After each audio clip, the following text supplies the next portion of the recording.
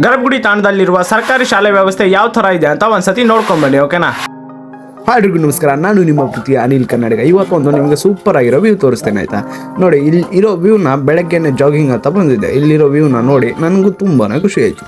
ಈ ಥರ ವ್ಯೂ ನಿಮ್ಗೆ ಇಷ್ಟ ಆಗುತ್ತೋ ಇಲ್ವೋ ಗೊತ್ತಿಲ್ಲ, ಆದರೆ ಮಾರ್ನಿಂಗ್ ನೋಡೋಕೆ ನನಗಂತೂ ತುಂಬಾ ಇಷ್ಟ.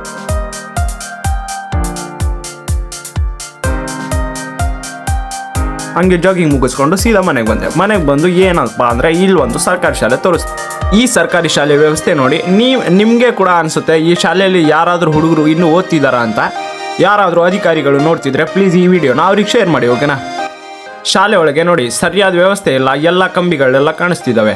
ಅಂದರೆ ನೋಡಿ ಈ ಥರ ಇದ್ರೂ ಈ ಶಾಲೆಯಲ್ಲಿ ಮತ್ತೆ ಇನ್ನೂ ಹುಡುಗರು ಓದ್ತಿದ್ದಾರೆ ಅಂದರೆ ನೋಡಿ ಶಾಲೆ ವ್ಯವಸ್ಥೆ ಗೋಡೆಗಳೆಲ್ಲ ಬಿರುಗ್ಬಿಟ್ಟಿದೆ. ಹಂಗೆ ಯಾವಾಗ ಬೀಳುತ್ತಂತನೂ ಗೊತ್ತಿಲ್ಲ. ಮಳೆ ಬಂದ್ರೂ ಹೆಂಗಿರುತ್ತೆ ಅದು ಕೂಡ ಗೊತ್ತಿಲ್ಲ. ಏನಾದರೂ ಸ್ವಲ್ಪ ಜೋರಾಗಿ ಮಳೆ ಬಂದ್ರೂ ಕೂಡ ನೋಡಿ ಗೋಡೆ ಎಲ್ಲ ಬಿರುಗ್ಬಿಟ್ಟಿದೆ.